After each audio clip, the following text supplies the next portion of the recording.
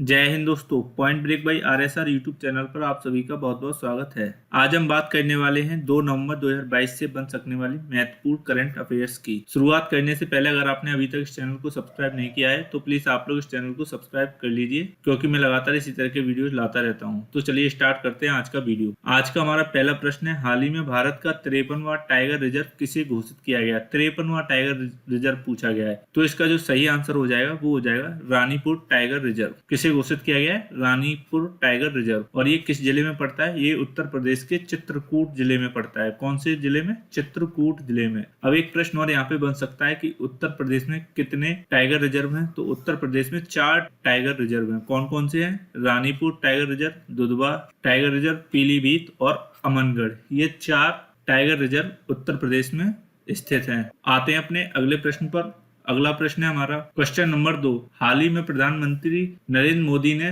C295 transport aircraft manufacturing facility की आधारशिला किस शहर में रखी? शहर का नाम पूछा गया है, कौन से शहर में इसकी आधारशिला रखी? तो इसका जो सही आंसर हो जाएगा वो हो जाएगा बड़ोदरा। कहाँ पर रखी? बड़ोदरा। ये कहाँ पर पड़ता है? ये गुजरात में पड़ता है। गुजरात के बड़ोदरा शहर में इसकी आधारशिला रखी, जिसे भारत की Tata advanced system limited TASL और स्पेन की एयरबस डिफेंस एंड स्पेस द्वारा स्थापित किया जाएगा। यह अपनी तरह की पहली परियोजना है जिसमें निजी क्षेत्र द्वारा प्रौद्योगिकी हस्तांतरण के तहत भारत में एक सैन्य विमान C295 का निर्माण किया जाएगा। इस विमान का इस्तेमाल नागरिक उद्देश्यों के लिए भी किया जा सकता है। बढ़ते हैं अपने अगले प्रश्न पर। अगला प्रश्न है हमारा क्वेश्चन नंबर 3। RBI ने डिजिटल रुपये के पायलट ट्रायल के लिए एक नया प्लेटफॉर्म लॉन्च किया है, जिसका क्या नाम है?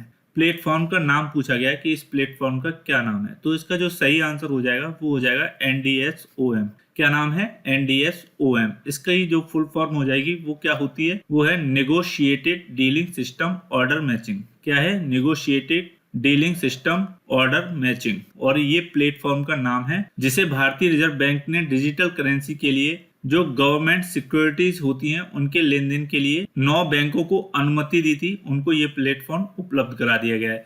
अब एक बात आती है कि ये काम कैसे करता है। तो मौजूदा जो प्रणाली थी उसके तहत जो गवर्नमेंट सिक्योरिटीज थी उसका जो ट्रांजेक्शन था वो T+1 दिन में पूरा हो जाता था। इसका मतलब है कि आपने अगर कोई सिक्योरिटी आज बेची है तो उसका पैसा कल खाते में आएगा, लेकिन इस प्लेटफॉर्म के लॉन्च होने के बाद अगर आपने कोई सिक्योरिटी आज बेची है तो इसका जो पैसा है वो आज ही ट्रांसफर होके खाते में आ जाएगा।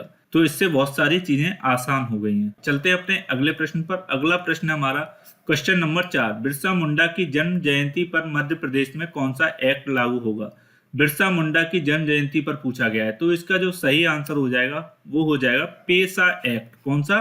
पेसा एक्ट, जिसको हम पंचायत एक्ट भी कहते हैं। क्या बोलते हैं? पंचायत एक्ट। पेसा एक्ट की फुल फॉर्म क्या है? Panchayat extension to scheduled areas इसकी फुल फॉर्म होती है। अब एक प्रश्न और बन सकता है कि बिरसा मुंडा की जो जन्म जयंती है वो किस रूप में मनाई जाएगी? तो हाल ही में प्रधानमंत्री मोदी ने इनकी जयंती को जनजातीय गौरव दिवस के रूप में मनाने की घोषणा की है। किस दिवस के रूप में? जनजातीय गौरव दिवस के रूप में। और ये कब मनाई जाएगी? ये मनाई जाएगी 15 नवंबर को। कब? 15 नवंबर को। और उसी दिन पेसा एक्ट लागू होगा। बढ़ते हैं अपने अगले प्रश्न पर। अगला प्रश्न है हमारा, दुनिया का सबसे लंबा सस्पेंशन ब्रिज कहां पर स्थित है? सबसे लंबा सस्पेंशन ब्रिज पूछा गया है, तो इसका जो सही आंसर हो जाएगा वो हो जाएगा चेक गणराज्य। कहां पर? चेक गणराज्य में दुनिया का सबसे लंबा सस्पेंशन ब्रिज स्थित है। सस्पेंशन ब्रिज हाल ही में चर्चा में रहे हैं। जैसे कि आपको पता है कि गुजरात के मोरबी शहर में मच्छू नदी पर एक सस्पेंशन ब्रिज बना था, जहां पर हाल ही में दुर्घटना हुई और वहां पर सैकड़ों जानें जा चुकी हैं। तो सस्पेंशन ब्रिज इसलिए चर्चा में आ गया है। अब प्रश्न बन सकता है कि दुनिया का सबसे लंबा सस्पेंशन ब्रिज कौन सा है? तो वो कौन सा है? चेक गणराज्य।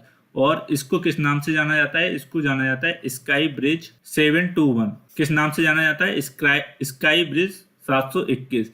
और इसकी लंबाई कितनी है? इसकी लंबाई है 721 मीटर, इसलिए इसका नाम है स्काई ब्रिज 721।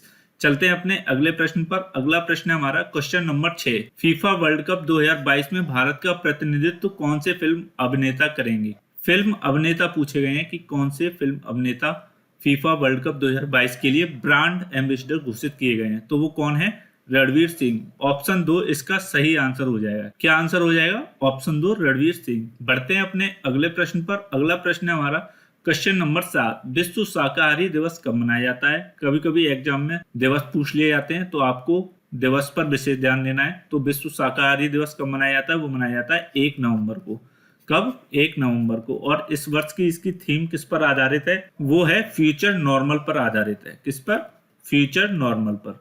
तो ये भी आपको याद रखना है। बढ़ते हैं अपने अगले प्रश्न पर। अगला प्रश्न हमारा, हाल ही में किस फिल्म अभिनेता को कर्नाटक रत्न सम्मान से सम्मानित किया गया है? कर्नाटक रत्न सम्मान 2022 पूछा गया है। तो वो किसको दिया गया है? वो दिया गया है पुनीत राजकुमार को। किसको? पुनीत राजकुमार को। इनको ये पुरस्कार मरणोपरांत दिया गया है। इनकी हाल ही में दिल का दौरा पड़ने से मृत्यु हो गई थी। यह सम्मान इनकी पत्नी अश्विनी पुनीत राजकुमार ने ग्रहण किया। इससे पहले जो कर्नाटक रत्न सम्मान है वो कब दिए गए? आखिरी बार वो दिए गए थे 2009 में। और वो आखिरी बार किसको दिया गया था? वो दिया गया था डॉक्टर वीरेंद्र हेगड़े को, और वो समाज सेवा के लिए दिया गया था। पुनीत राजकुमार के पिता को भी वर्ष 1992 में कर्नाटक रत्न पुरस्कार मिल चुका है। बढ़ते हैं अपने अगले प्रश्न पर। अगला प्रश्न है हमारा क्वेश्चन नंबर 9, हाल ही में इंडिया वाटर वीक का उद्घाटन किसके द्वारा किया गया है? इंडिया वाटर वीक का उद्घाटन पूछा गया है। तो जो इसका उद्घाटन किया गया है वो किया गया है द्रौपदी मुर्मू के द्वारा, जो कि भारत की राष्ट्रपति हैं। और ये कौन सा संस्करण है? तो इंडिया वाटर वीक का ये 7वां संस्करण है। और इसका उद्घाटन किसने किया है? इसका उद्घाटन किया है द्रौपदी मुर्मू ने। इंडिया वाटर वीक के 7वें संस्करण में दुनिया भर से लगभग 2000 से अधिक लोग जल संरक्षण, नदियों में कम होता पानी विषयों पर अपना रिसर्च को साझा करेंगे। और अगर बात की जाए कि ये कार्यक्रम कब तक चलेगा, तो ये कार्यक्रम 5 नवंबर तक चलने वाला है। बढ़ते हैं अपने अगले प्रश्न पर। अगला प्रश्न है हमारा क्वेश्चन नंबर 10, हाल ही में आयोजित SCO की बैठक में भारत का प्रतिनिधित्व किसने किया है? तो वो किया है एस जयशंकर ने। किसने? एस जयशंकर ने। बढ़ते हैं अपने अगले प्रश्न पर। अगला प्रश्न है हमारा क्वेश्चन नंबर 11, रीवांचल एक्सप्रेस के नाम से किस क्रिकेटर को जाना जाता है? रीवांचल एक्सप्रेस नाम से पूछा गया है। तो इसका जो सही आंसर हो जाएगा वो हो जाएगा ऑप्शन 2, कुलदीप सेन, जो कि मध्य प्रदेश के रीवा जिले के रहने वाले हैं। इनका हाल ही में न्यूजीलैंड दौरे के लिए पहली बार चयन हुआ है, और वो 150 किलोमीटर की रफ्तार से गेंद फेंकते हैं, इसलिए उनको यह नाम दिया गया है। क्या नाम दिया गया है? रीवांचल एक्सप्रेस। बढ़ते हैं अपने अगले प्रश्न पर। अगला प्रश्न है हमारा क्वेश्चन नंबर 12, ब्रिटेन के गृह मंत्री का क्या नाम है? गृह मंत्री का नाम पूछा गया है। तो इसका जो सही आंसर हो जाएगा वो हो जाएगा ऑप्शन 1, सुएला ब्रेवरमैन ब्रिटेन की गृह मंत्री हैं। ये चर्चा में क्यों है? क्योंकि इन्होंने प्रवासियों को लेकर एक बयान दिया है, जिसके कारण ये चर्चा में आ गई। ये भारतीय मूल की ब्रिटेन की गृह मंत्री हैं। तो ये थे आज के हमारे प्रश्न। अब चलते हैं कल के प्रश्न पर, जो कि आपसे पूछा गया था। कल का प्रश्न था हमारा, हाल ही में गुजरात में सस्पेंशन ब्रिज टूटने से कई लोगों की मृत्यु हुई है। सस्पेंशन ब्रिज किस नदी पर बना हुआ था? नदी का नाम पूछा गया था। तो इसका जो सही आंसर हो जाएगा वो हो जाएगा ऑप्शन 1, मच्छू नदी पर यह ब्रिज बना हुआ था। अब आते हैं आज के प्रश्न पर, जिसका जवाब आपको कमेंट बॉक्स में बताना है। आज का प्रश्न है हमारा, हाल ही में किस फिल्म अभिनेता को कर्नाटक रत्न सम्मान से सम्मानित किया गया है? कर्नाटक रत्न सम्मान पूछा गया है। तो ये 4 हमारे ऑप्शन दिए गए हैं। इनमें से जो भी आंसर सही हो उसको आप कमेंट बॉक्स में कमेंट करके जरूर बताएं। अगर आपको ये वीडियो अच्छा लगा हो तो प्लीज इस वीडियो को ज्यादा से ज्यादा लाइक और शेयर करें, और हमारे चैनल #PointBreak by RSR को यूट्यूब पर सर्च करके सब्सक्राइब करें। Thanks for watching. जय हिंद।